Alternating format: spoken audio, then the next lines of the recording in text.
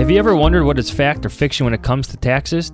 TurboTax Tips can help. It's a quick and easy way to learn how to maximize your tax refund. Expert tips for real people in 5 minutes or less. Simply search TurboTax Tips wherever you listen to podcasts.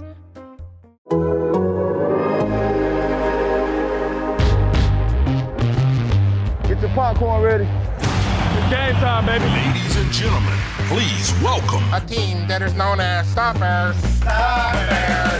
The Athletic presents Hoge Jahns. Every single play, go take it. Bring that juice. Let's go get it. Come on. Chicago's best Bears coverage. Go Bears. Go Bears. From NBC Sports Chicago, it's Adam Hoge. I do think he has the support of his teammates. Why would you not be rooting for him to succeed? And from The Athletic, it's Adam Jahns. I don't mean to psychoanalyze this stuff, but this is what we do in Chicago. This is what we do with our quarterbacks, and this is the biggest story in town. Here they are, the Adams, Hoge Jahns.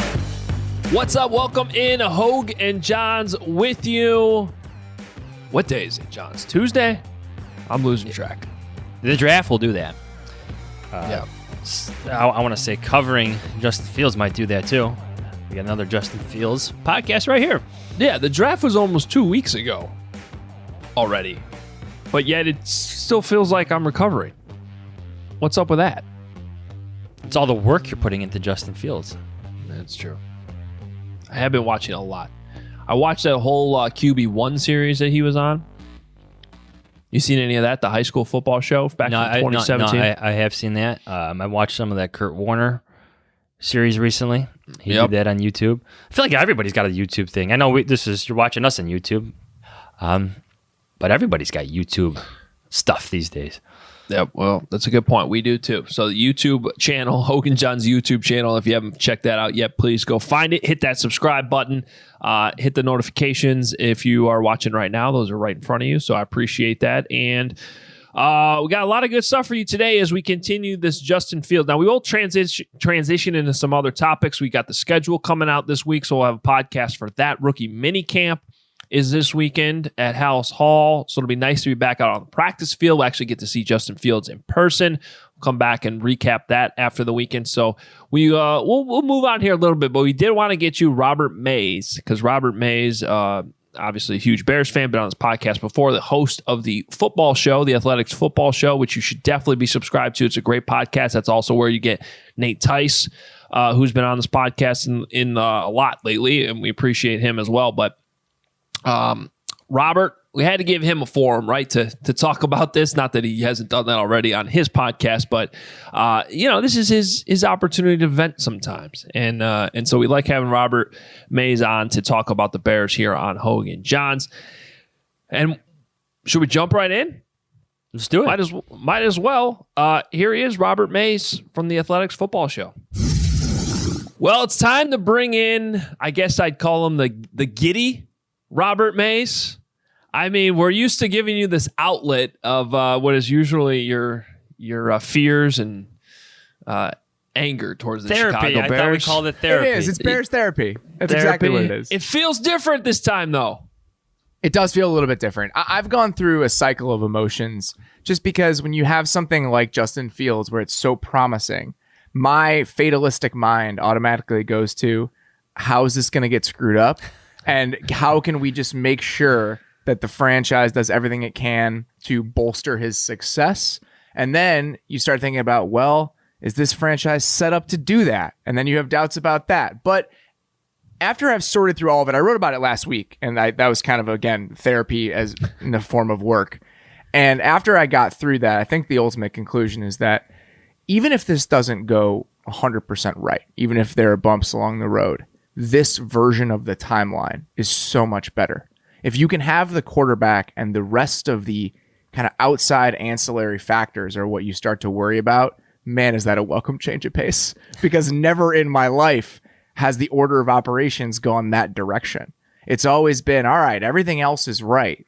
What are they going to do at quarterback? And if somehow that can flip, you see the impact of it. I mean, you see that imperfect rosters with great quarterbacks are still viable. I mean, think about what Deshaun Watson did with the 2019 Texans, a team that right now, a year and a half later, is in disarray. I mean, it's an unplayable NFL team, and they were in the playoffs a couple years ago because of how good he was. And Mahomes is, I don't want to say that Justin Fields is going to be Patrick Mahomes, but even looking at some of the moves the Chiefs have made, there are a lot of missteps in the last couple of years that they've made personnel-wise, and you just don't even notice them. Like, if their offensive line hadn't been completely decimated in the Super Bowl, they could have played in that game and maybe won that game. So the quarterback solves so many problems. And I think that is where I'm at right now, is if this is the right guy, you can figure everything else out later. The optimism, Adam. You feel the optimism here? Oh, yeah, we feel it. We've been feeling it here for a couple weeks now. So, Robert, let's start with this again. Here's Robert Mays from The Athletic. How many times have you watched your own reaction video?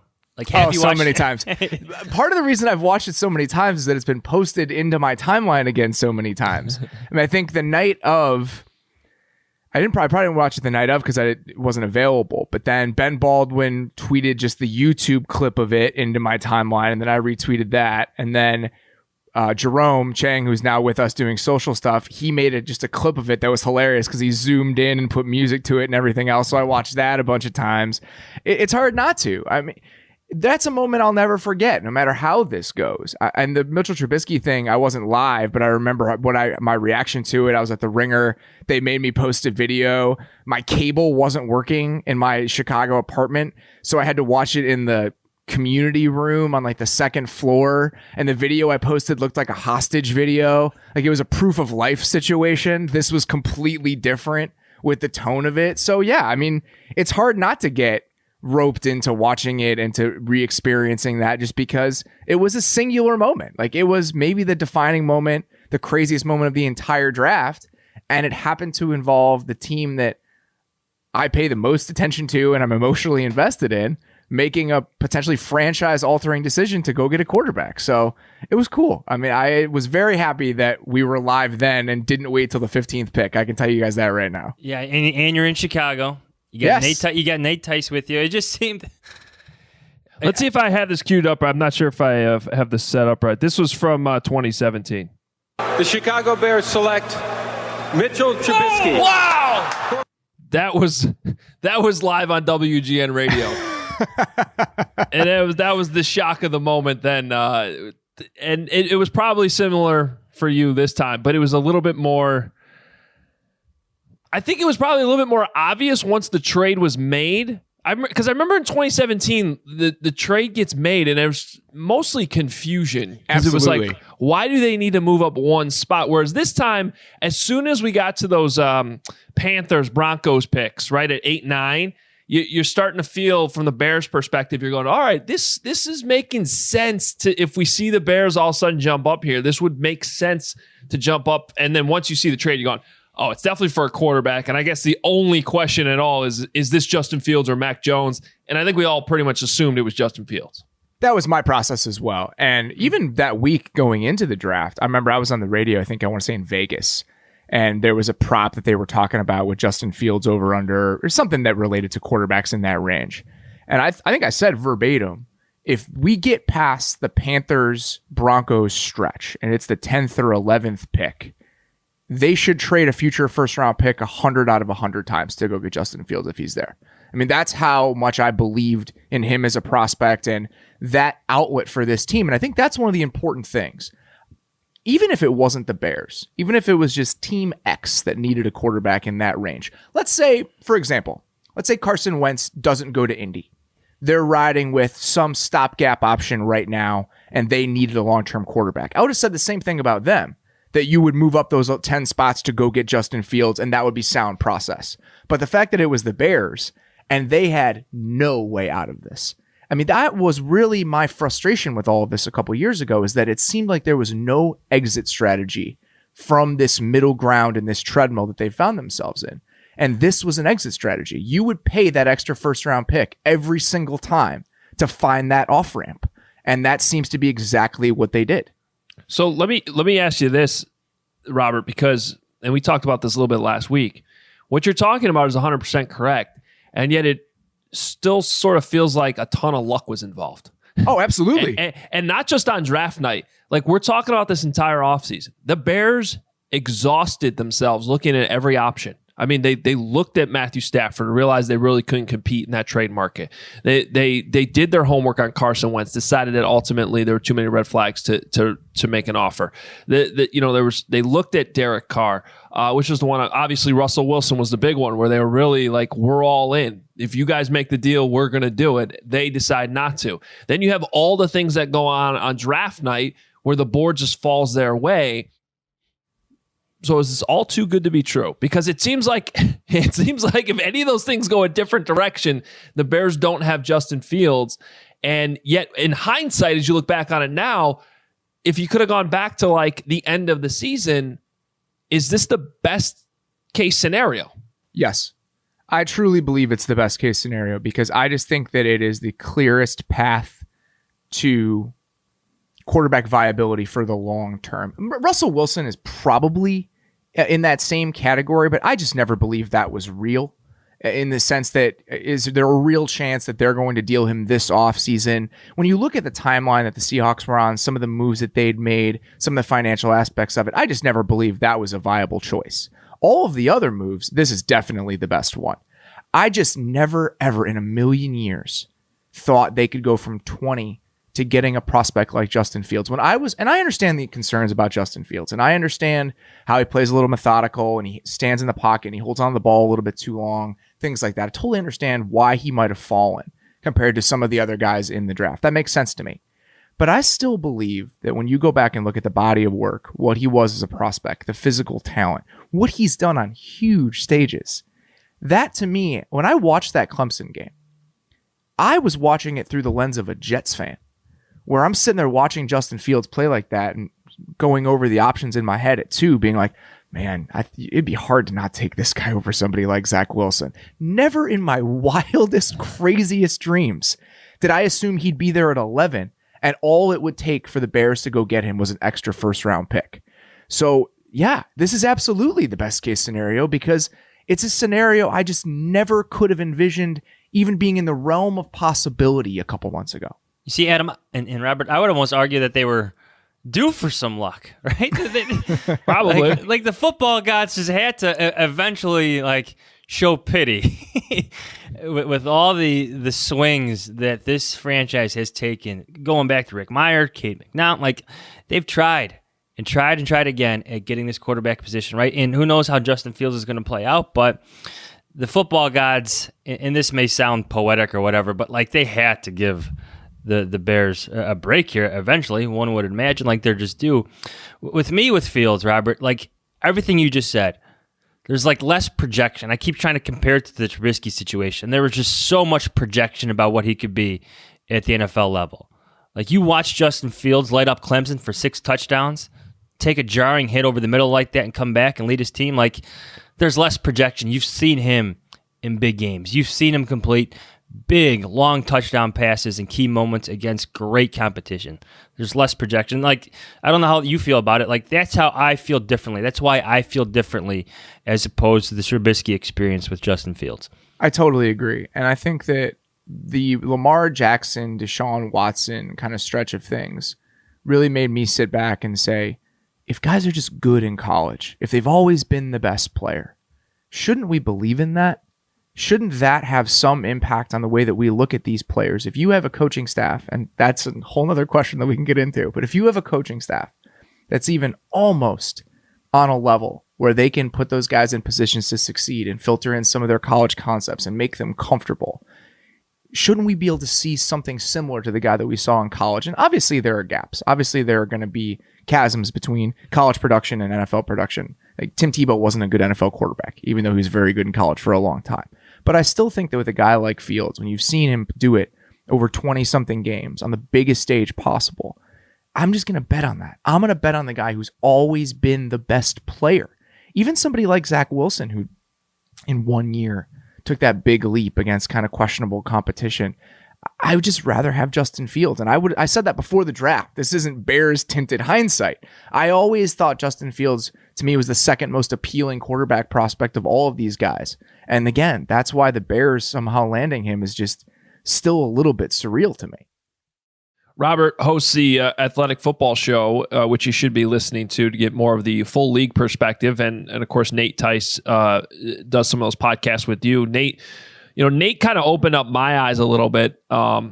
Despite I keep looking back on it because, like, obviously we all saw Justin Fields play so many times being at Ohio State, but it was still interesting a couple weeks before the draft hearing him so adamantly talk about like this idea that he can't process is just wrong.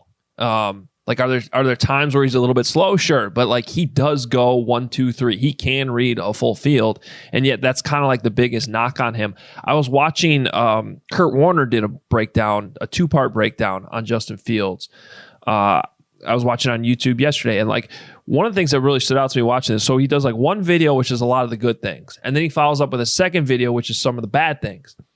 But the thing about the bad things, like the entire reel of bad things, some of them ended up being incomplete passes, but like a lot of times it was like, oh, he missed this shot downfield. He missed this read, but he still got to his check down.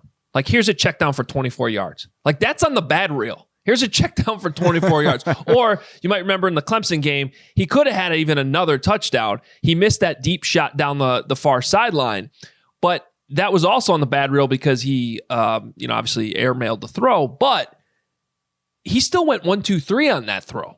Like, the process was still right. He just missed the throw. And so I was going through this bad tape, and it was like, wow, this is actually still pretty encouraging for how it'll translate to the NFL. To me, it's some of the sack stuff and him holding onto the ball in the pocket. He took some decently bad sacks. There were some plays where he wasn't recognizing blitzes, things like that. But his ability to sidestep guys in the pocket, even if you're going to be, I don't know. Processing is such a strange word when it comes to quarterbacks. And I think going from read to read and going through your progressions is one aspect of it. But processing what's happening in front of you quickly, I think, is another thing. And there are times where he's a little bit slow doing that. But there are other times where he's making free rushers miss in the pocket. I think it's a mixed bag in a way that I'd be encouraged with the total breadth of watching him have to sort through those situations. So, yeah, man, I mean, the idea that he maybe does things a little bit slow sometimes because he's hunting for big plays downfield. And the idea that that's his issue is that he's sometimes too aggressive and trying to push the ball a little bit too much and really trying to make as many big plays as possible whenever they're on the table. That's okay with me. Like, if with some of these guys, oftentimes, if you have all the physical traits, you're big, you're strong, you have a good arm, it's a scatter shot thing with the accuracy. Like Josh Allen, we didn't know where the ball was going all of the time. I think Trey Lance, there's similar concerns about him sometimes. His accuracy leaves a little bit to be desired, even though he's a great prospect. Justin Fields checks the accuracy box. So if your ball placement is going to be great, if you have a strong arm, if you physically check all the boxes when it comes to frame and speed and all of that other stuff, I just think that the tinkering that needs to be done with the areas of concern, I'd be willing to bet on that. This is all about bets. That's what the draft is. And if you just look at the entire resume of what he's bringing to the table, that's a bet that I'm going to be willing to make. That aggressiveness 100% appealed to Matt Nagy. So if you want to go to the coaching staff conversation, we could do that right now. And I went back to like the 2019 Bears, right? Where they're feeling good about 2018. Nagy's feeling good about his play calls, all that. Before Bill Lazor comes, before all the changes happen. And all the deep shots, all the play calls that went right for Matt Nagy, but the throw, where everything is working well, where Taylor Gabriel is 5 steps behind the guy, but the throw is missed. There's multiple examples in the 2019 season of that. So enter Fields, and it's almost like you're going back to those plays because that's the expectation now for Fields. Is maybe Matt Nagy, like, I don't know where you are in this debate because I think it varies game by game, like the Trubisky-Nagy debate. Is he a bad play caller, or is it just a bad quarterback who can't hit those deeper shots? But with Fields, we know he can hit those. We know he has the accuracy down the field. So his connection with Nagy, I'm interested to see where this goes because you look at 2019, you see those play calls go well, except for the throw. You almost wonder if that's what Nagy envisioned as he's selecting Justin Fields. I think that's a really good point. I mean, there's so many just deep over routes to Taylor Gabriel that I have in my mind that were just overthrows. And I think it's really tough to separate play caller from quarterback just completely. And I used to be of the opinion after the 2019 season, I think even, that Mitchell Trubisky just short-circuited Matt Nagy's brain, and that it was really hard to call a cohesive offense and have a cohesive offense when you don't trust your quarterback. But then the offense was worse with Nick Foles last year. And Nick Foles isn't a good quarterback, but that's the guy they wanted to go out and get. They traded a 4th-round pick for him. They gave him more than $20 million guaranteed, and he was worse than Mitchell Trubisky. They went back to Trubisky because that was their better chance at viable offense. And at a certain point, you think, all right, how many chances do they get? How many different guys do they need to cycle through here to prove that it's the talent that's the issue, and with the right quarterback, it can all come together? And I'm still holding out hope that that's true. I'm still holding out hope that with Justin Fields, they can somehow find a path to cohesive offense with this coaching staff. But that doesn't mean I don't have doubts about how realistic that is when the body of work that we've seen so far is really unimpressive and underwhelming. So I'm a little bit torn. Like, I want to buy into this idea that because Justin Fields can make all those throws, because he's the most talented quarterback that Matt Nagy will have worked with here, because this is the guy that Matt Nagy chose among several different options that they made an aggressive move to go get, maybe this time will be different. But I think if you're not harboring some doubt about that and some reservations about that, you're probably a little bit delusional. So this is a good segue to my next question, because as we kind of put the draft in the rearview mirror, this weekend we're going to move ahead to rookie minicamp, get into hopefully OTAs minicamp, whatever that all looks like this year. How good are the Bears? Because that matters. These guys still have to win. And you look at, okay, even just releasing Charles Leno and putting your faith in Tevin Jenkins, like the pick, doesn't mean they're better week one if he's your starting left tackle. You lost Kyle Fuller. You're going to have Andy Dalton out there, really? I mean, if that's the plan, how many games can they realistically win? I think that I'm a little skeptical about that right now. I think it's a totally fair point. And the Leno thing is frustrating to me, just because I know Charles Leno isn't the best left tackle in the league. I know that there are significant questions about him, but having 5 functional starters along the offensive line is so important. All you need to do is just have 5 workable pieces, and you can get to acceptable offensive line play. And now removing Leno from that equation, even if he is dead average, paying $11 million to a dead average left tackle is okay if it's a part of a larger puzzle. And now, if you move Jenkins to left tackle, and what's the idea of who's going to play right tackle? Is it Borum? Is it Ifedi? Do we have any sort of clarity on that at this point? I think it's going to be a competition between those two. Okay, so that there again, no clarity there. There's just so many questions now about how the other 5 pieces shake out. Even if whatever your criticisms of Charles Leno, if left to right, it was some combination of Leno, Whitehair, Daniels, Bars, and then Jenkins, or you put a Fetty at guard, and you figure out the 3 interior spots, you can get to a solid, reliable offensive line there. Now, removing Leno from that equation, it has a cascading effect on the other spots.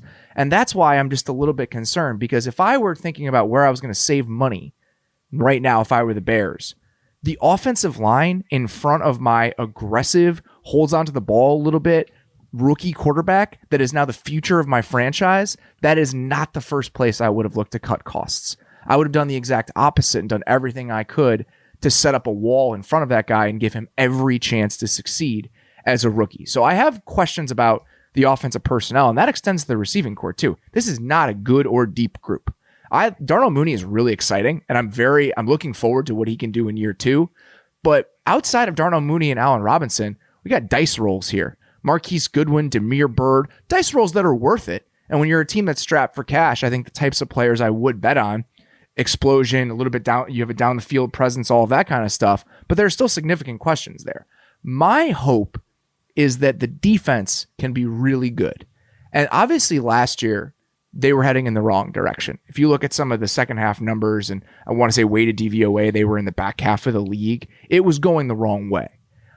My hope is that switching out Chuck Pagano for Sean Desai and allowing him to possibly employ and deploy that defensive personnel in smarter, more advanced ways that really put those guys in positions to succeed, we can see a lot from them. I'm not saying he's Brandon Staley, but if you look at the personnel the Bears have on defense, it's better than what the Rams had last year. Even with Jalen Ramsey and Aaron Donald, you have fewer holes. I think if they can point some of those stars they have defensively in the right direction, if Eddie Jackson can look more like the player he was in 2018 than the guy he's looked like the last couple of years, things like that, this could be a top 7 defense. And if it is, then if you get to average on offense, if you get to 18th in DVOA with some exciting moments, that's progress to me. That's a step in the right direction.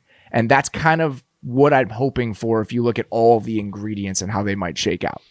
I think what you have with the Bears is multiple plans afoot here, if that makes sense to you guys. You have what you want to do with Fields, but here you have this Andy Dalton plan where you're just trying to tread water for almost a year, right? Like there's almost that plan for 2022 where you have your 2 rookie tackles getting some action this year, kind of a trial by fire experience for Borum and Tevin Jenkins on the left and right side. We'll see where they fit best, but you're almost preparing yourself for 2022 where you have more cap room too, in addition to that. Like you're almost trying to, I don't want to say survive, because I do think the Bears, they're a middle-of-the-pack team. I think they showed that last year. With awful quarterback play, they still managed to be a middle-of-the-pack 8-8 team that snuck into the playoffs. That's where they are. So I think the where their biggest conflict is, Robert, is how they handle the plan for this year, like that survival plan this year, like being a competitive team this year, while also keeping their future in mind. The 22 plan, where you got now 2 rookie offensive linemen with experience. You have Fields coming along. You have a lot of salary cap room where you can make significant changes. You could get rid of Robert Quinn, maybe add a different guy to your pass rush. Those plans, how all these different plans conflict. That's what I'm watching this year, because we know, that's the bigger picture. This focus on 2021, that's one thing, but the bigger picture of what Fields is able to become maybe in a second season, I think that holds more to the Bears.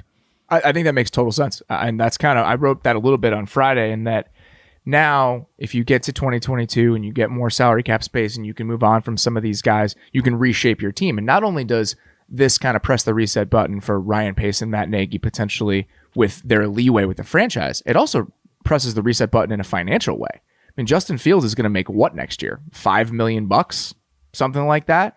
Right now, this season, the Bears are allocating $11 million to Andy Dalton and Nick Foles. The idea that they're not going to have to pay that middle ground veteran quarterback money anymore is nice. I mean, that gives them a lot of wiggle room in a year where the cap is going to bounce back. And I think that will allow them to potentially remake the offensive line, all of that stuff.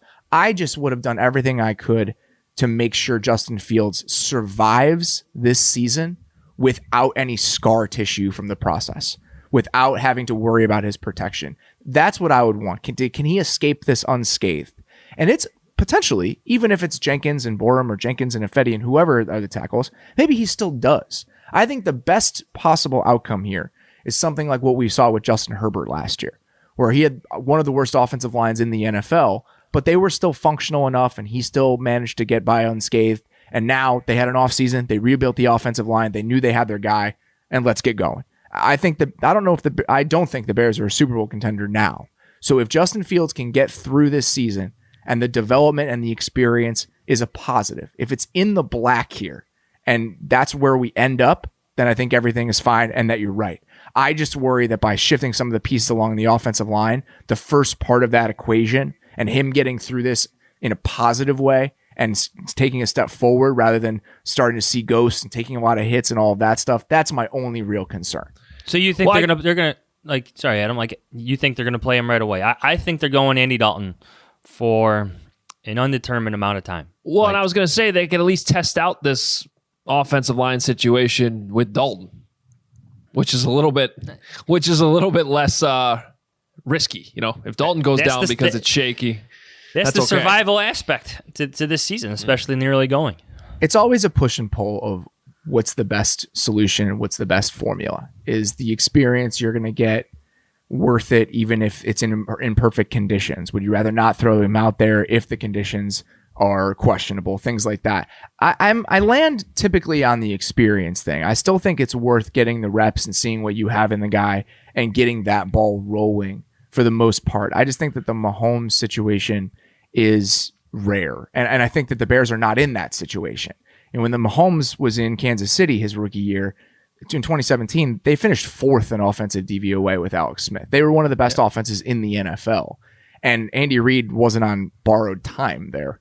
This is a situation where if the Bears are a below average offense and they're 1-3, you think Matt Nagy can just sit there and wait for Andy Dalton to get through this? I don't think that is the case. I just feel like there's going to be a lot more urgency for a guy like Justin Fields to give that offense a shot in the arm than there was in a place like Kansas City. I mean, when's the last time we saw a quarterback outside of Patrick Mahomes sit his rookie year if a guy like Aaron Rodgers wasn't in front of him? It just doesn't happen anymore, especially for a coaching staff and a front office that isn't exactly in the safest of places right now. See, I would actually say this has given them more time. I think That's they're probably true. I think they're probably safer than a lot of people believe. I think this has already given them that, I don't know, extra 2 years potentially with Justin Fields, knowing that the continuity provided a young quarterback is extremely valuable. Here's one also. Here's the thing, and I don't know this to be the case, but I wonder if it's in Nagy's head. You think Nagy ever wonders if that 2017 playoff game would have gone differently if they had put Mahomes in earlier?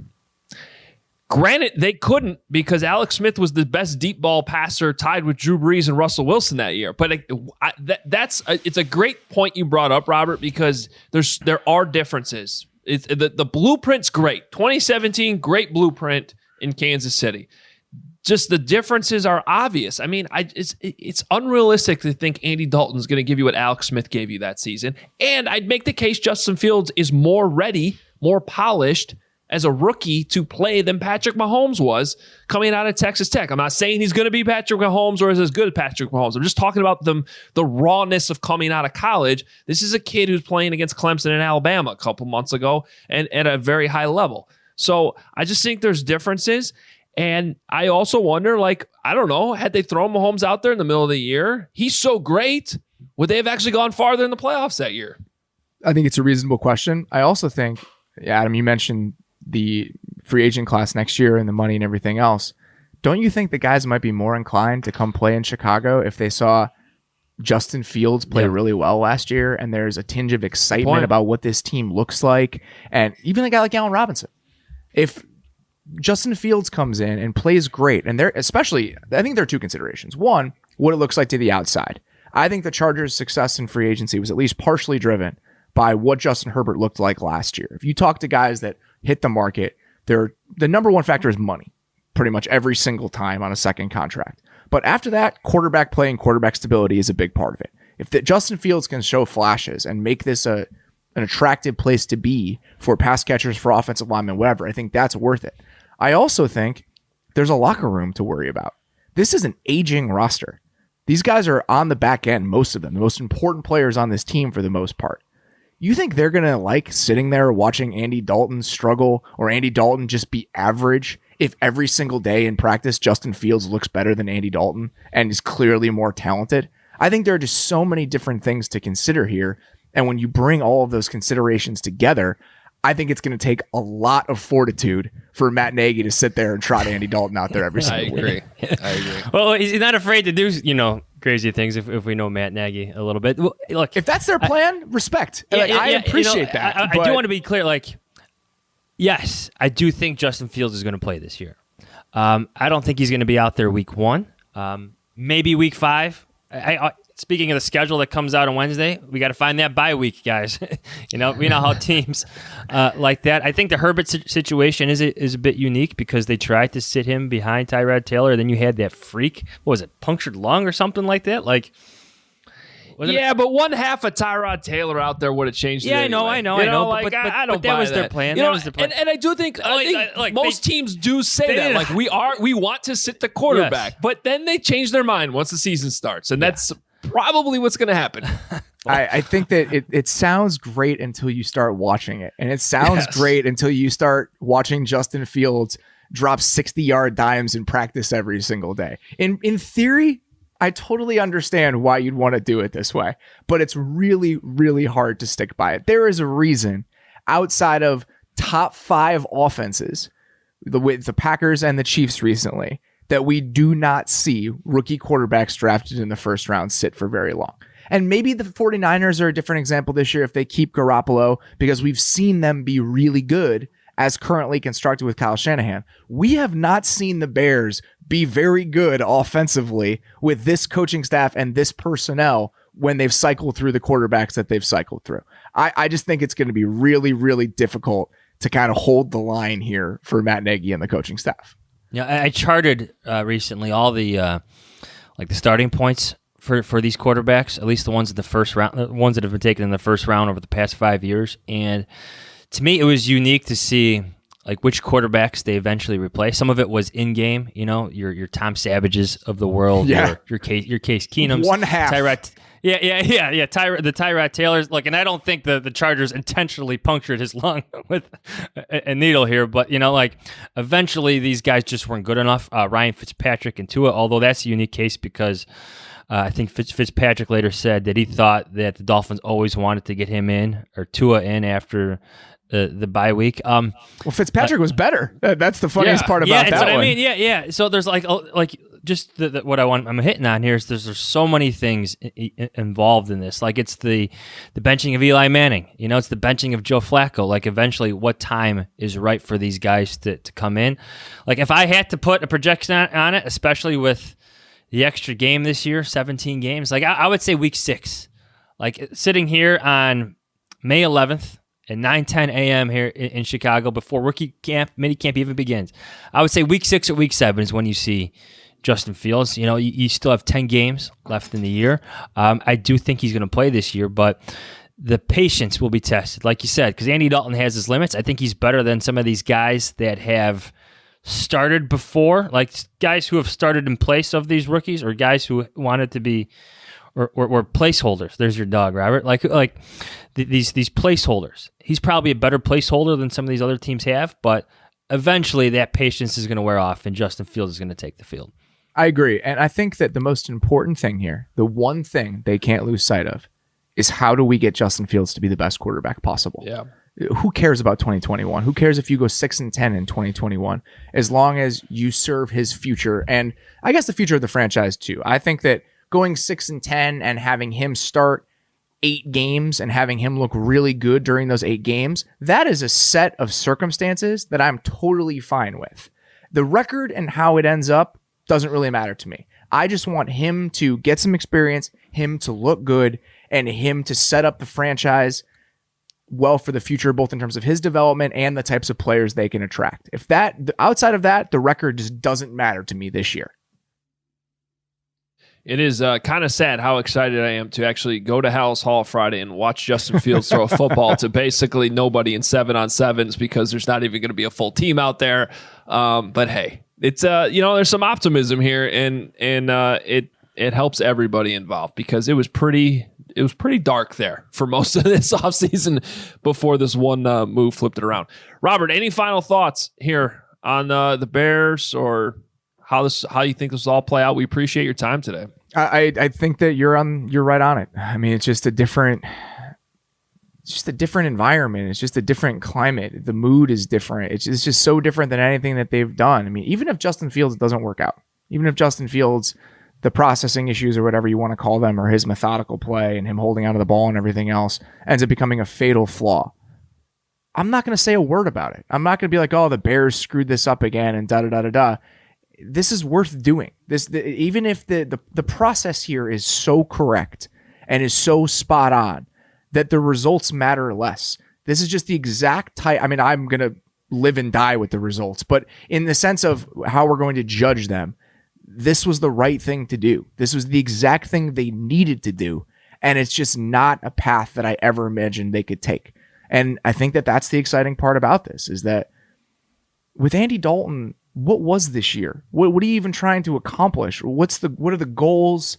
What does the trajectory look like?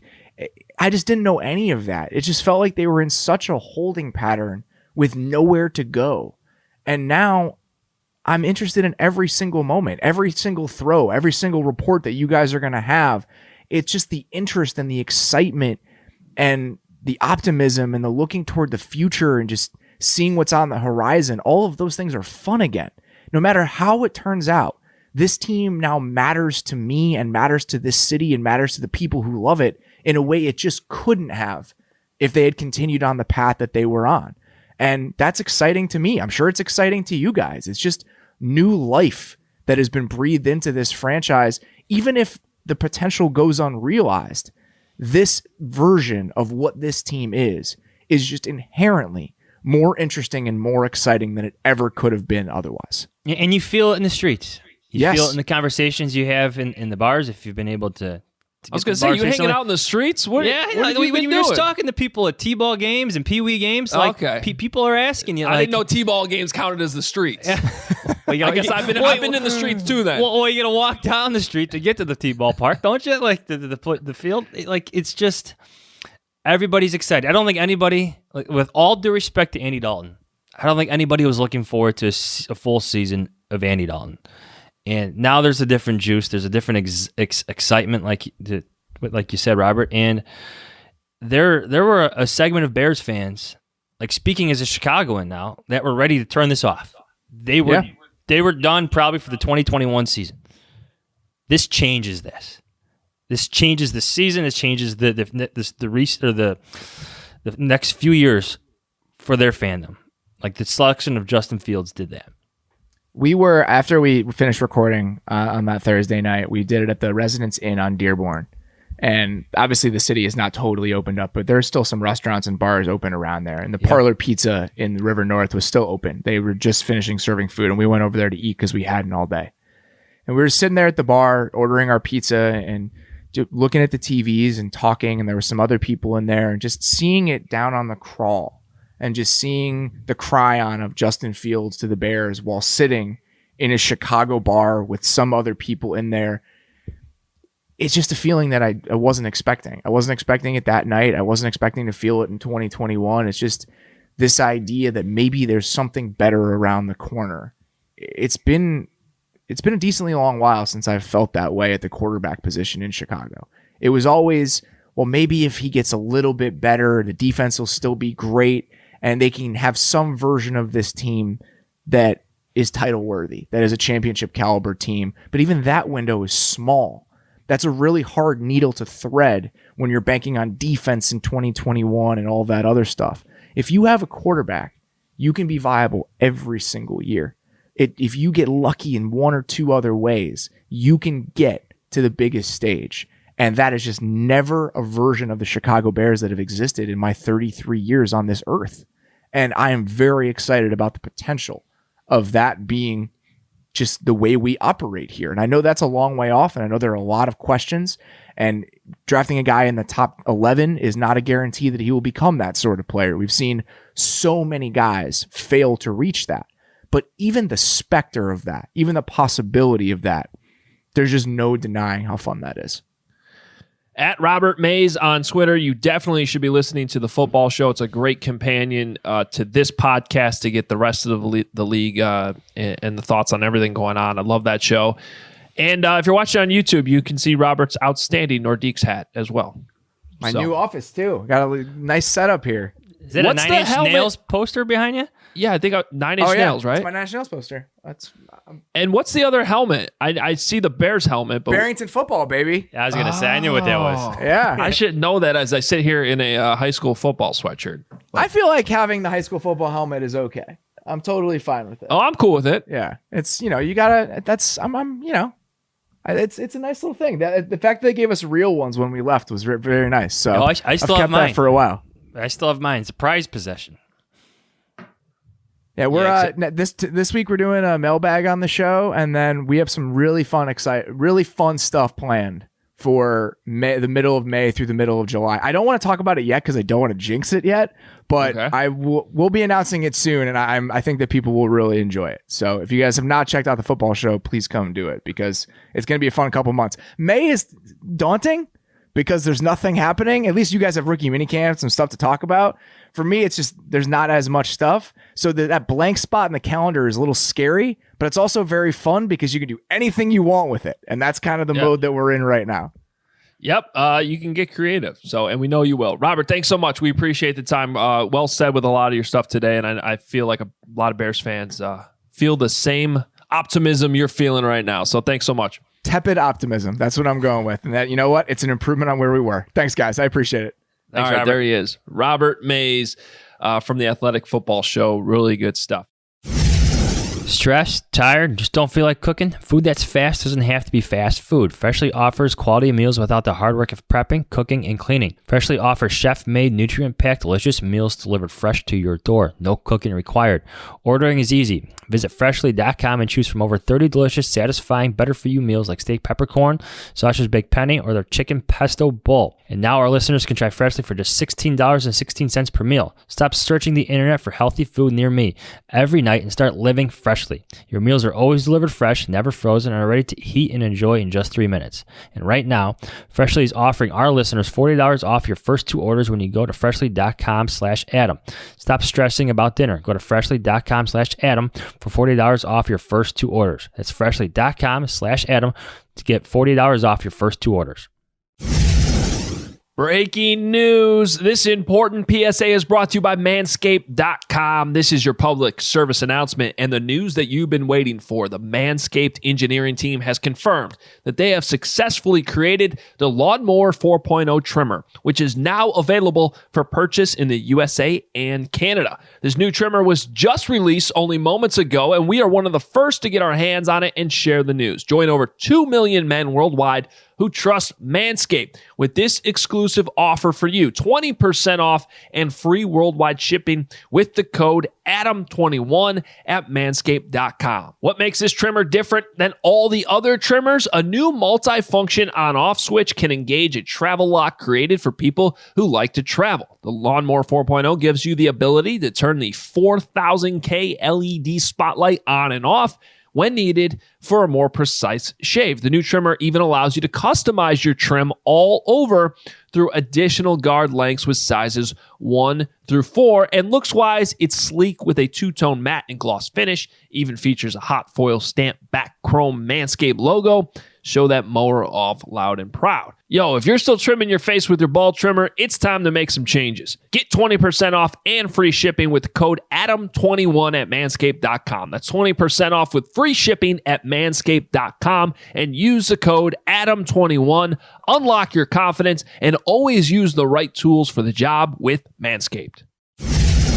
Small businesses are grappling with the impact of these uncertain times and looking for resources. That's why for the second year in a row, Dell Technologies is assembling an all-star lineup of podcasters to create the first ever virtual conference to share advice and inspiration for small businesses of all kinds. Dell Technologies is here to help safeguard your business with modern devices and Windows 10 Pro to providing relevant content for your business's success. Search Dell Technologies Small Business Podference on Spotify, Apple Podcasts, or Odyssey.com. You know, see, the problem, though, is your football helmet says Notre Dame on it.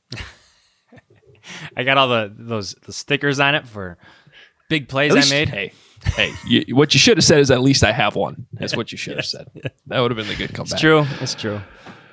Well, I mean, look, this is a weird place to be in because it almost feels like we're being a little repetitive here on the podcast by covering so much Justin Fields, but I don't know that there's enough to cover, and we wanted to get I guess we're kind of on this Justin Fields tour, right? We want to get a lot of different perspectives from a lot of different people, and Robert, I think Robert represents a lot of the fan base in how upset he was when he would come on this podcast last season, whether it was midseason. I think we had him on maybe at the end of the season too, and just sort of that flip that happened a couple Thursdays ago.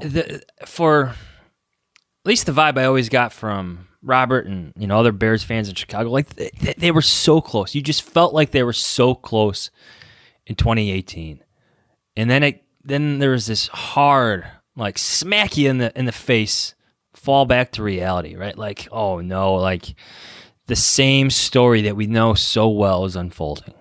The quarterback position isn't working out, and that's for a variety of reasons. The head coach is being questioned. You're upset with certain moves by your general manager. Like it was just a similar story after feeling so close in 2018. The narrative has changed again. Like the bold selection, the process of getting Justin Fields change that again?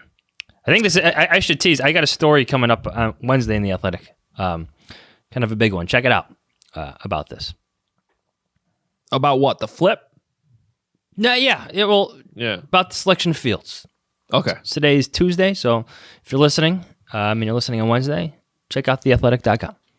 Looking forward to it. And a plug for myself, I guess, would be sort of the question I asked Robert there towards somewhere in the middle. How good are the Bears now? Because I hate to say there's like a little bit of a reality check, but you look at where the roster actually was at the end of the season, where it might be now. Yes, it could be better if all these young guys were. I mean, it's not to say that they shouldn't have gone with this youth movement. They absolutely should have. They needed to for a number of different ways. I mean, just age, salary cap purposes, a lot of different reasons. But there are a lot of question marks still in how this is all going to man, you're pulling out the wet blanket? Oh, yeah. Unless you play Justin Fields right away. Maybe. I don't know. Which is not a guarantee. He's got either. the bucket of water, everybody out. He's going to throw it on your face. It's okay. Yeah, so maybe don't read that one.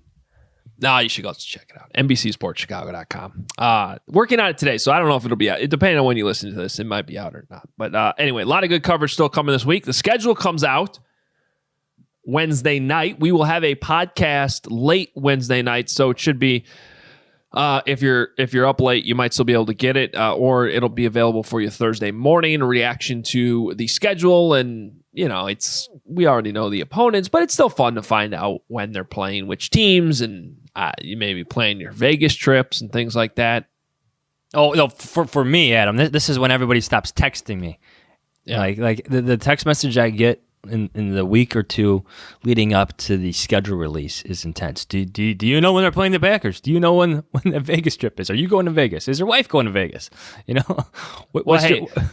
Look, Bears fans always travel, but people are going to be vaccinated. Hopefully, the cities are going to be open back up. This year could be crazy in terms of the amount of Bears fans we see at road games. If that Vegas game happens to be later in the year, or it's cold in Chicago, and Justin Fields is on the field, that's going to be a Bears home game.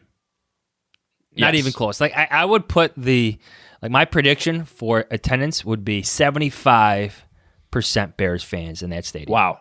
Like that's how excited they are to go to Vegas. I mean, look, I think it's going to be high even early in the season because it's just a fun trip. I mean, I've been to 2 Wisconsin Badger games out there. I mean, that's the trip. I mean, and those games were in September. It was 98 degrees at kickoff. At least this place has a roof. Because playing over at Sam Boyd Stadium, that's hot. That's hot. You can't play day games there. So, so you throw in the nice new stadium, perhaps Justin Fields playing. Yeah, you're right. 75%. Is that the most anticipated game this year in terms of travel? They do play in LA again, right? Am I making that up? No. Yeah. The Bears traveled well there. LA, Seattle. No, it's not even close. It's Las Vegas because it's Vegas, number one. It's a city that Bears fans have not gone to, and it's the possibility of escaping the winter, and it's the possibility of seeing Justin Fields. A lot. There's a lot there. Well, we will have it all covered for you Wednesday night with the schedule release podcast. I should also mention we have a show on NBC Sports Chicago, too, that'll air, I think, 10:30 after the White Sox game. Whenever that ends, we will have a schedule release show. Me, Olin Kreutz, Alex Brown, Dave Wanstead. How about that? Quadruple attack to break down the schedule for you. I'm interested to hear what Olin has to say about there being a 17th game. Oh, he doesn't like it. No, I'm sure he doesn't, but we'll see. I want to hear what he has to say about it. Which you need to poke the bear a bit there. Well, yeah. It's not hard to do. No, not with him. He's poking me all the time. Yeah. You got to be a little careful. Well, rightfully so. When you do it back. Yeah. Just get them going on the right topic. That 17th game. It's going to be grueling on these guys. It will be tough. I'm still a little surprised. We could talk maybe more about this on Wednesday. I'm still a little bit surprised that they added the game without adding an extra bye week. I thought that made a lot of sense, even from a financial standpoint. You added a whole extra week of game. I mean, you're already adding an extra week of games, but now you're adding 2 extra weeks of games. Extra week of Sunday Night Football, Monday Night Football, all that. More money, but get rid of the preseason, or at least 2 of the games, and go from there. Well, they are getting rid of 1. When are we going to get the preseason schedule? Are they going to announce that at the same time? You usually have that by now. Yeah, usually that comes out earlier. So, I don't know. All right, well, we'll have that all covered for you Wednesday. Appreciate Robert Mays jumping on the podcast. Follow us on Twitter at Adam Hoge, at Adam Jahns. Read me at NBCSportsChicago.com. Johnsy on theathletic.com/Hoge Jahns. Please go subscribe if you're not already. And our YouTube channel, check it out. A lot of good stuff. Appreciate everybody that's been on there, commenting. A lot of activity there in the last couple of weeks. And it's right there on YouTube. Go find the Hoge Jahns YouTube channel, and a lot of these things will pop up automatically for you. If you'd like to consume your podcast that way, it's there for you. ObviousShirts.com for your T-shirts. Got some new stuff coming out there, hopefully very soon, that I am very excited about. I think Johnsy is too, and we think you'll like that. So a lot of good stuff out there. We appreciate all the support, as always. Schedule comes out Wednesday. We'll talk to you then. See ya. Y'all stay corona-free, all right? And God bless. Sign up today with BetMGM, the exclusive betting partner of The Athletic, and get $1,000 risk-free first bet, plus get a free 3-month subscription to The Athletic. Just sign up at BetMGM.com/Adam to take advantage of the special offer from the king of sportsbooks. That's BetMGM.com/Adam. New customer offer, paid in bonus dollars. Visit MGM.com for terms and conditions. Must be 21 years of age or older to wager. Colorado, Indiana, Iowa, Michigan, New Jersey, Nevada, Pennsylvania, Tennessee, Virginia, or West Virginia only. Excludes Michigan disassociated persons. Please gamble responsibly. Gambling problem? Call 1-800-522-4700 in Colorado, Nevada, and Virginia. 1-800-270-7117 for confidential help in Michigan. 1-800-GAMBLER in New Jersey, Pennsylvania, and West Virginia. And 1-800-BETS-OFF in Iowa. In Tennessee, call or text the Red Line at 800-889-9789. Or if you or someone you know has a gambling problem and wants help, call 1-800-9-WITH-IT in Indiana. Promotional offer not available in Nevada.